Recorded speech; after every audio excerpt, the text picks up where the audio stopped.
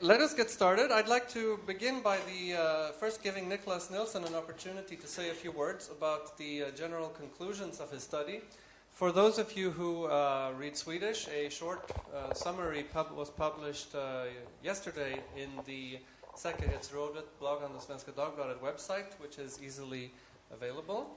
But would you tell us somewhat about what the general conclusions of your paper were?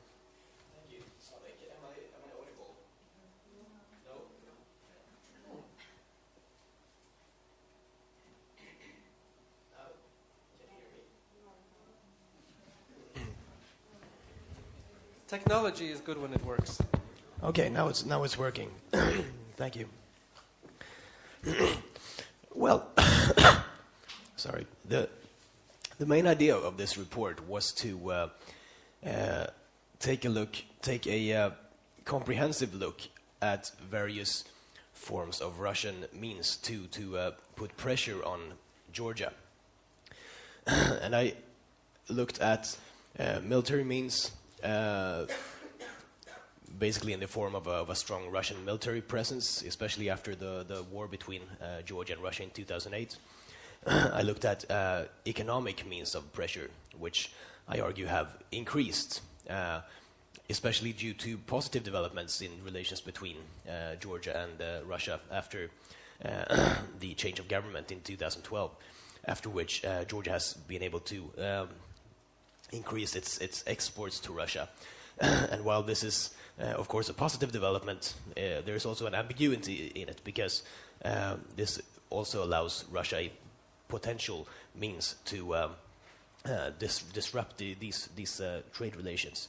I looked at diplomatic pressure points, primarily related to the regions of Abkhazia and South Ossetia, which I argue, even though they are usually said to not be of much relevance in this relationship after the war in 2008. But as I demonstrate, there are still ways for Russia to make these regions a problem for the Georgian government. For example, by closing agreements with them, decisions to integrate their armed forces with Russia, basically steps towards political annexation, which mean very little in practice, because Russia, for all practical purposes, has a very strong control over these regions, but they are, of course, problematic to politicians in Tbilisi.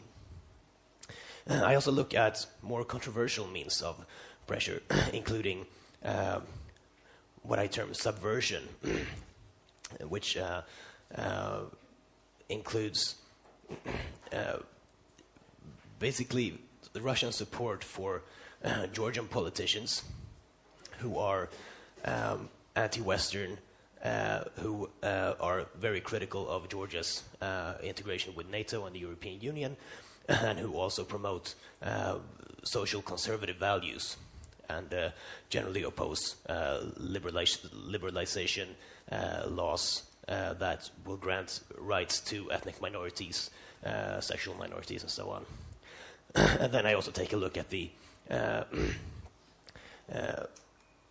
informational area and the narrative that Russia is seeking to promote in Georgia via internet-based media such as Sputnik, for example, which generally seeks to promote this narrative about Georgia's weakness in relation to Russia, the problems of conflict with Russia that emerge in relation to NATO membership, or NATO integration, and the difficult economic reforms that have to be completed in order to integrate with the European Union. And I think the main conclusions are that these areas, they need to be seen as an integrated whole, taken each by each. They don't seem to mean very much, and they don't imply very substantial changes in Georgia's relationship to Russia. But when seen as a whole, the picture that emerges is that these are sophisticated, multifaceted means that can be combined to reinforce one another, and they are also highly adaptable to the specific Georgian context, or the context of Georgia-Russia relations. Thank you. Thank you. Now, is there anything that surprised you in particular when you that jumped out at you when you were researching this report? Well, I think I could tie back to what I said about adaptability to context. Because if you look at Russian information operations in Georgia, you will find very few pro-Russian messages in this communication. Georgia is, as most of us know, probably is the general Georgian public is highly critical of Russia.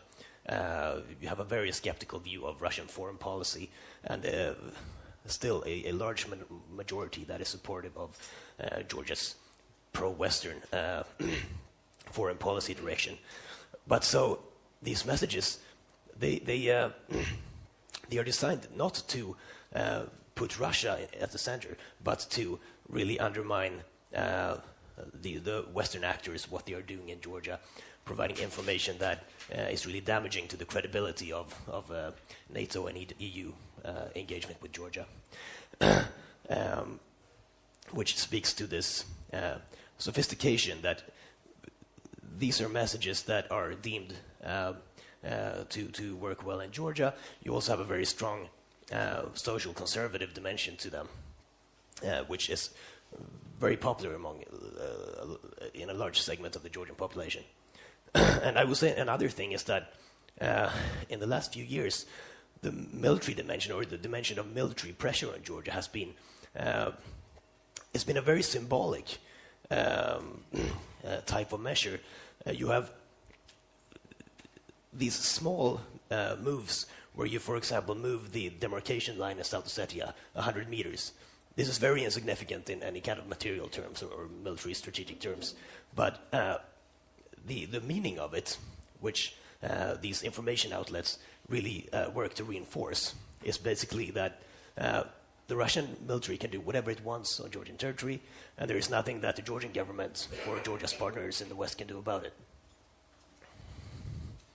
And is that what you sort of think would take away from Russian tactics in Georgia from a broader context? Is the adaptability and the symbolic politics involved, or are there other factors that you think are the broader lessons we can learn from their Georgia, from the case of Georgia?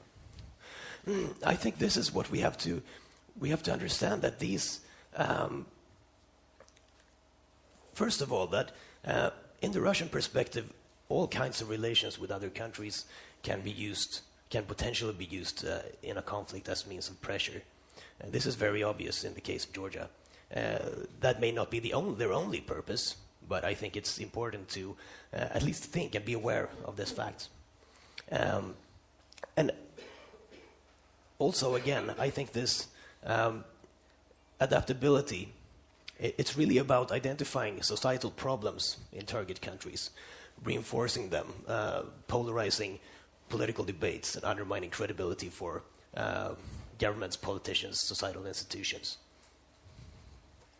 Katarina, I see you nodding. So when you hear this, how do you react? Are the themes that you see about Russian activities in this geographical context similar or different from what you see in your daily work? First of all, thank you very much, Svante and ISDP, for inviting me, and thank you, Niklas, for an excellent report.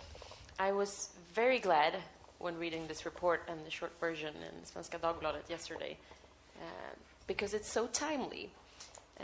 Even though it focuses on Georgia, a conflict that, as you pointed out, tends to be slightly forgotten, it is extremely timely, since it's not only about the situation in Georgia, it is so much about the situation in the Nordic Baltic Sea region, in Europe more broadly, and on the other side of the Atlantic in the US. Because a lot of what we see here is about Russian hybrid tactics at large. And they're not only being used in Georgia, they're being used towards the West more broadly, I would argue. And why Georgia is so relevant, it is, I would like to paraphrase former Estonian President Thomas Hendrik Ilves here, when he said that Georgia was supposed to be a wake-up call for the West, but instead of waking up, we pressed the snooze button. And then, unfortunately, a couple of years later, in 2014, we had the situation in Ukraine and Crimea. And then the world actually woke up, but it turned out that it was long overdue and that we had, in fact, overslept. But if we had paid better attention to the situation in Georgia, I believe that we would have been less surprised with the events in Ukraine. That was sort of a school book example of hybrid warfare, and also less surprised by what we're seeing in the Nordic Baltic region now. And the tactics, do you recognize them? I recognize them fully. The messages can vary, but you list in your report that it's a wide variety of different means and tools that are being used. And I would like to slightly tweak the term hybrid. I know it can be a bit tiresome to go into academic debates of whether is hybrid a good term or isn't it. But I think that the best term actually to capture this is the term full spectrum conflict or full spectrum warfare that was coined by political scientist Oscar Jonsson, who is at Försvarshögskolan and King's College currently. And I think this is a good term because it really captures the full spectrum of military and non-military means that we see in this type of political operations that it actually is. And it can be means that are more similar to classical military ones, or slightly surprising in military terms, such as the little green men in Ukraine. We have seen similar operations in the Nordic Baltic region. I'm thinking of the kidnapping of an Estonian border official in 2014, which was probably the one event that is most similar to a classical military operation. We have seen aggressive behavior on parts of Russian fighter jets in international airspace, and also violations of national airspace. So that's the military part. Then we have the non-military part, energy warfare, which we have seen across Europe. Ukraine is a good example, making other countries dependent on energy. Europe is to a large extent depending on Russian gas, so which makes it a lot harder to sort of disagree with Russian politics, and which makes the case of Nord Stream 2 highly unfortunate, I would say. We can see information operations that are possibly what is being most discussed now after the elections in the US, but we have to remind that that's just one part of the big palette. Also support to different groups. There are reports that NMR, the Nazi organization Nordiska Motståndsrörelsen, parts of it has received military training in Russia. These kinds of operations, but also supports to extremist group on the other side of the spectrum, extreme left-wing groups. We see Russian propaganda narratives coming into the peace movements, the Green Party, etc. Patrik, you've been covering Russia and Russian foreign policy for a long time. How would you say that what we talk about today, these hybrid tactics or full spectrum warfare, how does it fit in the broader role? What is its role in Russia's broader foreign policy ambition and its goals in the world? Well, it's a broad and difficult question on security. Does it function now? Yes. Yeah. Well, thank you also for inviting me. It's very nice to be here. And we have known each other for quite some time now and discussed these issues. And actually the situation has changed quite profoundly since we first started discussing these issues in the 90s. And I would say Russia has changed from being a very weak soft power to becoming a much stronger soft power, and they have increased their ability to use full spectrum or hybrid tactics, both in relation to Georgia and to Sweden and other countries in a quite remarkable way in the past 10 years. Even though they maybe tried to some extent earlier, but they have become a lot better at it. And I would say, to try to answer your question, how does it fit into the overall image, I would describe it as if hybrid warfare has become a very important part of Russian foreign and security politics that they did not have before, but now they do have this. They are putting emphasis on, in particular, the media, but they are very skillfully using media and information together with economic tools, military tools, diplomatic tools, in a way that we did not see before. So it is becoming an important part in this emerging new Cold War between Russia and the West.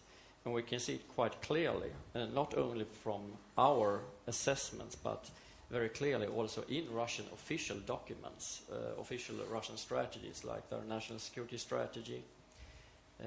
They have a new, actually, state cultural doctrine.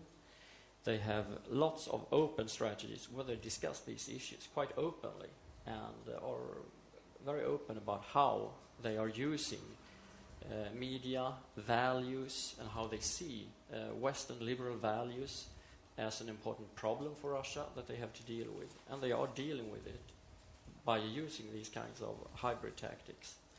And as you mentioned, we have for a long time seen Russia being more open in the Caucasus. And not only Russia, that goes also for the United States and China and other great powers, that they can be more open in an area or region like the Caucasus and Central Asia. And they have been more cautious in the Baltic Sea region and towards Sweden.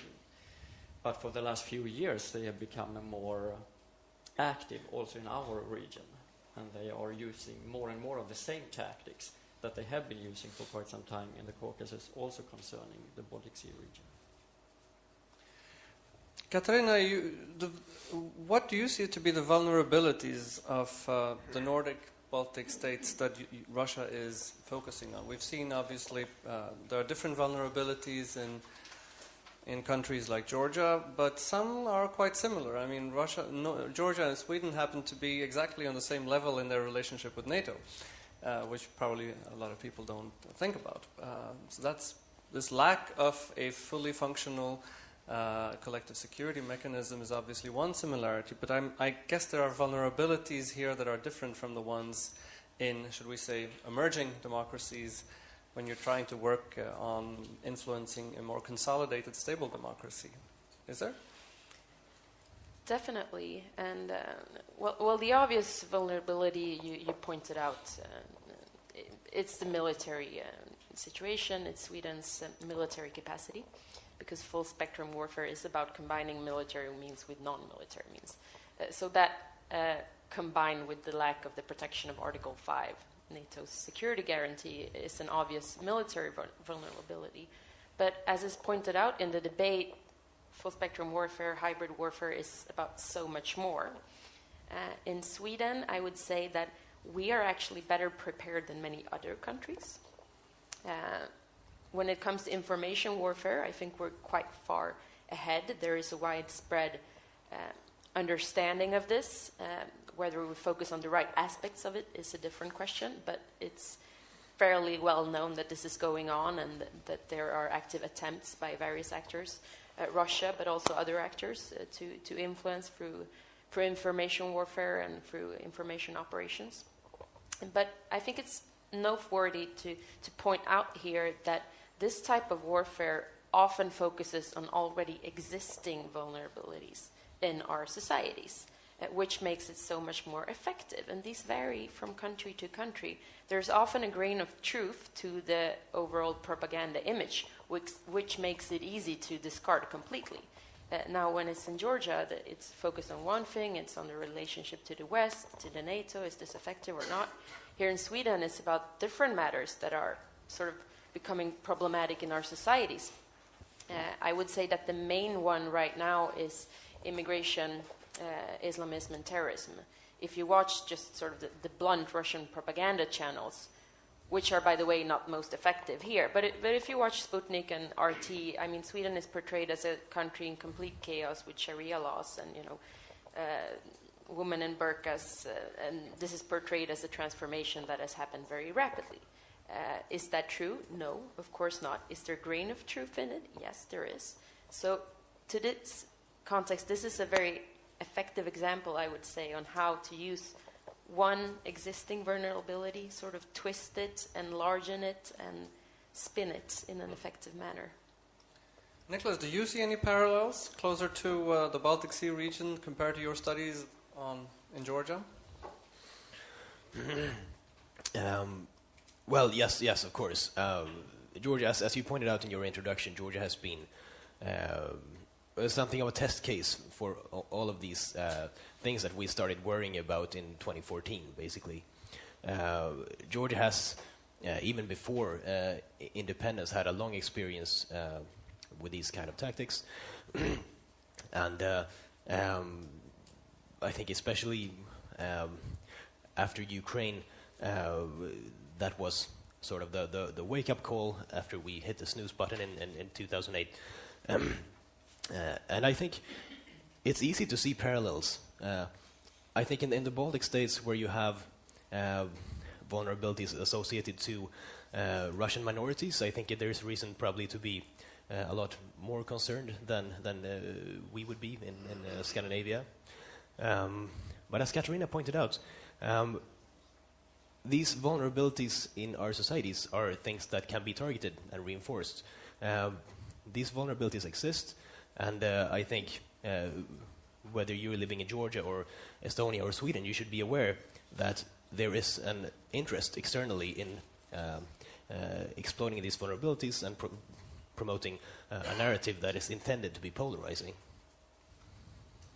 Patrik, what about the goals of Russian influence operations? In areas like Georgia, we have overt statements that make it quite clear.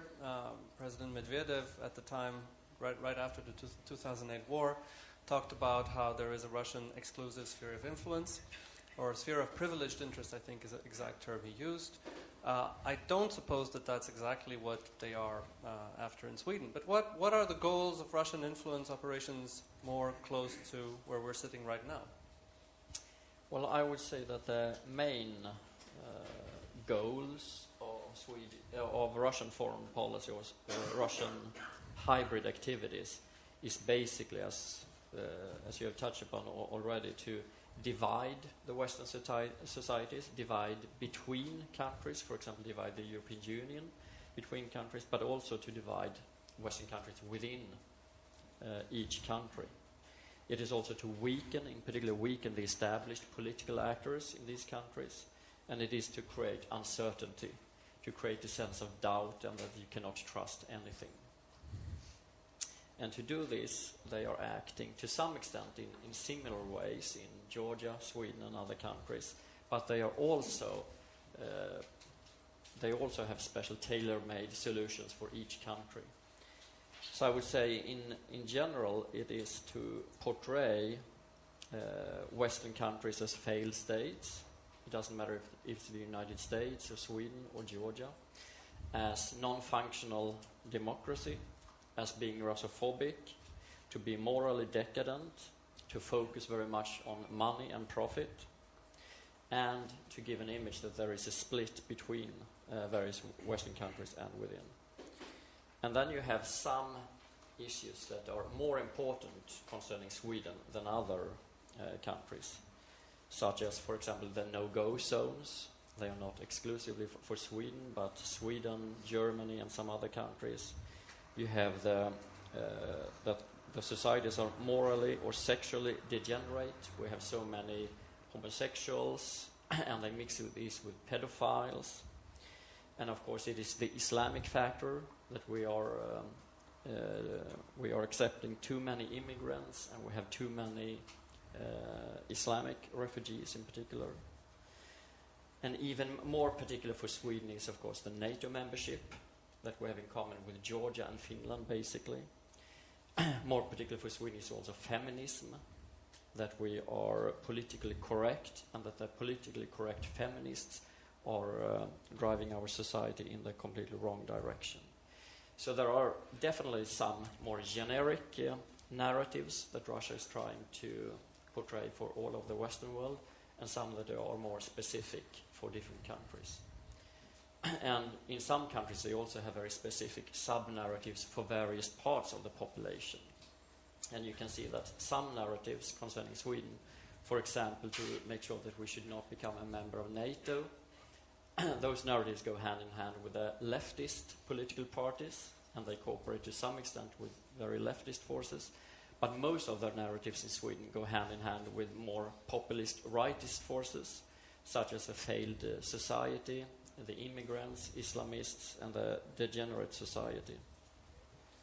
And so they do cooperate with various forces in various countries. In Georgia, we know, for example, concerning some of the channels like Sputnik, they have special Sputnik channels for Abkhazia and South Ossetia, others in Georgian for the Georgian main population. They have special sites for in particular Ajaria, where they drive they call it what is it, the term they use, Turkophobic agenda, that they do not use, of course, in Azeri minority areas and so on. So they do really tailor their narratives for both countries, but also various parts of our countries in a very skillful manner, I would say.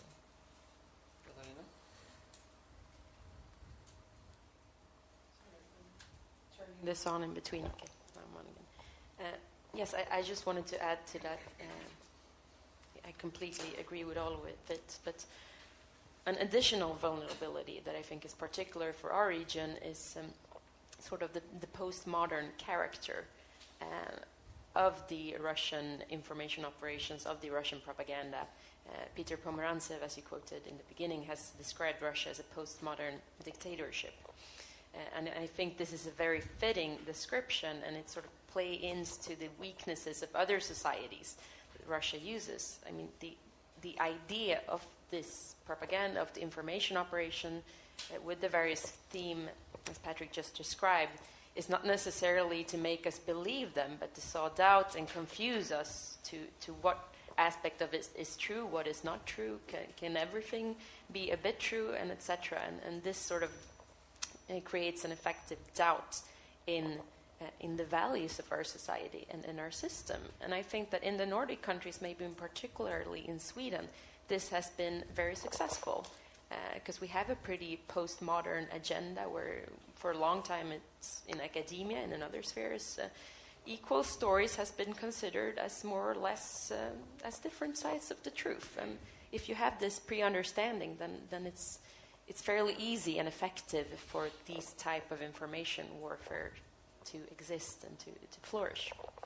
So you've spoken, both of you, about some of the groups that are the potential partners, if you will, or being supported by Russian operations. What about targets? Who are the enemy, if you will, in a place like Sweden, at least? Who are being targeted by these Russian operations? Patrik or Katarina, whoever would like to start. I can start with a few comments. It's quite interesting, I think, when we try to monitor these things in Sweden, because they don't have any specific targets that are targets all the time. They are very skillful in both cooperating, as I mentioned, with the extreme left concerning some issues or narratives, and targeting the establishment or even the rightist movements. And in other issues, they are cooperating with the rightist movement and targeting leftist political actors. And of course, that they have some people, some parts of the media who are more into cooperating with the leftist movements, targeting the establishment and the right, and some others who are cooperating with the rightist movements. But actually, they also have quite a few people who manage to cooperate both with the right-wing extremists and the left-wing extremists at the same time. And that is quite skillful, I must say. But to try to answer your question, they are cooperating with different actors depending on the issue, and they are targeting them different actors. But basically, they are targeting the establishment, the political establishment, the military establishment, the diplomatic establishment. So the establishment in various forms are the main target, really. And it's not only physical actors like people or organizations. From the Russian point of view, and now I am once again going back to their open strategies in various areas, they are really viewing Western liberal values and ideas as the main target themselves, that they are trying very openly to target, because they see it as a threat both to Russia and to the world. And they are targeting concepts like tolerance, even trust among people, that it has gone too far in Sweden, as you mentioned, with the postmodern values in Sweden and other countries. Russia really do see this as a problem, both for Russia and for the world, and it is their role to try to target these values. For example, concerning tolerance, the concept of tolerance has gone too far in the West. We're tolerating too much. We're tolerating too many immigrants, too many Islamists. We're not protecting even our own children from these terrible Islamists who are involved in various very immoral activities in Sweden and other countries. So from the Russian point of view, they see this as a very good deed that Russia is doing, not as something bad to undermine other countries, but they are really helping both themselves and the rest of the world by fighting these Western values. No, that was well captured. Well, then, obviously, on many people's minds, I think, is a question of elections. We've seen that, obviously, in the United States, as everybody knows, there is this big issue, and continuing a year after to be the main point of generating distrust deep within the whole American society and polarization. We've seen it in France. We even saw in Catalonia the certain types of Russian manipulations. Is there a similar problem potentially for the Swedish election? Do we see anything in that direction? I'll start. Please. And definitely, it is a potential problem.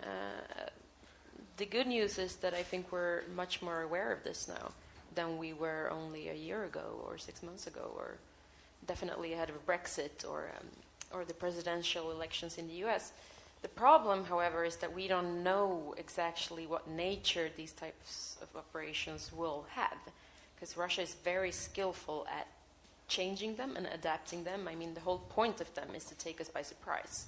So it will probably not look like it did in the US presidential elections, Brexit, or even in Catalonia. The nature of the operations remains unknown. We know that there are attempts. They're taken very seriously. The MSB, the Civil Contingencies Agency, is focusing wildly on this and sort of trying to prepare instances at various levels of the democratic society more broadly ahead of this challenge. So I think that we can have confidence that we're pretty much as prepared as we can be. And then again, it's in the end, it's a lot up to the citizens of the country to sort of make their own judgments and use their reason to assess various messages, everything from who sends you an email to what news source a particular article has. Yeah. I would say that we have seen the Russian influence, for example, in the United States during the US election campaign before the presidential election. Is it almost a year and a half ago now, or more than 1 year ago? And as you mentioned, in France and many other countries. But that has also gotten a lot of attention. And Russia is beginning to develop a reputation in the West of trying to meddle and interfere in various ways in Western elections. So last fall, when there were elections in Germany and Norway, for instance, and we tried to monitor this, we could see that they were acting in a much more cautious manner, that they have become more... they are not acting quite as openly as they did in the United States and France. And of course they also have a lot more to lose in Germany, because there are very many good connections in Germany, both politically and with the business community and so on. And they do not want to get the reputation of trying to meddle and interfere in their elections. In Norway we could not see very much of Russian interference actually. So I would say I don't believe that the Russians have a plan to interfere very much in Sweden. They will definitely do so in various ways, but more low-key ways. But on the other hand, neither I nor the people in the Kremlin knows what will happen during the Swedish election campaign. And if an opportunity emerges, I'm quite sure that they are going to interfere as much as they can. But if nothing special happens, we don't see any major ways that the Russians will be able to interfere. Of course, they will interfere via media, as always. And I mean, the past few years, they have been supporting, in particular, the Sweden democratic narrative. And they are continuing to do that, in particular via Sputnik and RT. Not very much. They have about, I would say, between 4 and 5 articles every day in Sputnik and RT that are relevant for Sweden and that are emphasizing these specific Russian narratives in various areas, that Sweden is a failed state, that our democratic system doesn't work, that we are all gays and pedophiles and stuff like that. And in particular the Islamists in the suburbs of the cities and so on. They will definitely continue with that. That will probably help the Sweden Democrats to some extent, but not very much, unless something special happens. To round this off before I move to the audience, can we say something, Niklas, about, do you think these operations in Georgia are successful or counterproductive or something in between? I mean, just yesterday I saw there's a new poll out in Georgia that shows that support for NATO and the EU is basically at the same level. It's not going down really. It seemed to be going down for a while or weakening. And there is no visible rise in support for joining something like the Eurasian Union. Does that mean that the Russian operations are not successful, or how would you characterize them? Sorry. Well, I think we should definitely not exaggerate their efficiency, especially with regard to the Georgian population. Georgians are very, very used to these things. The level of support for NATO and European Union, they used to be higher, slightly higher 10 years ago, but you still have extremely high support ratings for NATO partner countries in general, or for EU partners. The question is really how can this be the case? Can this remain the case in the long run? And that has more to do with the engagement of Western organizations with Georgia than with Russian hybrid tactics in Georgia. If the political argument that Georgian politicians have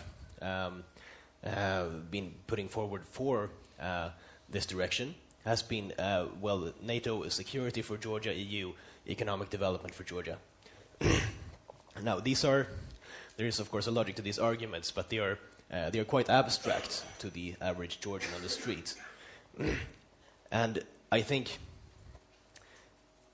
as we touched upon before as well, there is always a grain of truth to these kind of information operations we're talking about, and there is a certain logic in questioning, given that NATO integration means conflict with Russia and all these other problems, is it really worth pursuing? Given that cooperation with the EU means doing difficult reforms, but Georgia still has very high unemployment, had a very difficult economic situations over the last few years. Is it worth it? And so this is really much more about what the West will be able to offer Georgia in the long term than the ability of Russia to exploit it. But I think the most likely scenario for Georgia is that, say, 5 years, we will be about where we are today. Hopefully, unless something unpredictable happens, unless you have something that makes Russia more interested in creating external enemies, for example, with the domestic situation in Russia. But something that is probably more concerning, I think, is the vulnerability of the Georgian government, the current Georgian government, which has made it their main political achievement to improve relations with Russia in terms of trade, in terms of, general security. And because that is their main achievement, these are, of course, this is a situation that can be exploited. If you would have a new Russian embargo on Georgian wine, for example, this would be very problematic for Georgian wine growers. and would be a way to hurt the Georgian government much more than the Georgian economy, for example. You use the term, is it worth it? My final question to the panel, and maybe to Katarina to start, is how about for the Russians? Is it worth it? Because on the one hand, we talk a lot about Russian hybrid tactics. The U.S. media talks about it every day. We're talking about it here this morning. On the other hand, and they clearly have certain achievements, otherwise they wouldn't be pouring so much money into it. And it's really, we're talking about the billions, sums in the billions. But there is a blowback too. There are costs for this in terms of, or are there? How would you say, from the Russian perspective, is it worth it, or is a cost beginning to accumulate for the Russians compared to what they're achieving? Well, that's a very complex calculus to do. But I would my spontaneous answer is that yes, it's definitely worth it. First of all, we're sitting here talking about Russia. The whole world is obsessing about Russia. So the goal in that sense, if the goal is to make Russia great again, make Russia count again, then they have succeeded. Putin is time after time labeled as one of the most influential persons in the world, more influential than the American presidents by some. So in that sense, to sort of restore Russian pride, restore Russian national pride and the Russian ego as such, I think it's worth it. And we have to remember that, yes, this costs money, but it's so cheap compared to other operations, compared to traditional military operations. It's nothing. If you compare, the troll factory in St. Petersburg and paying some hackers once in a while, it's tiny, tiny sums compared to traditional military operations. So yes, it costs money. It comes at a cost, but if I were a Russian politician, I would definitely say that it's worth it.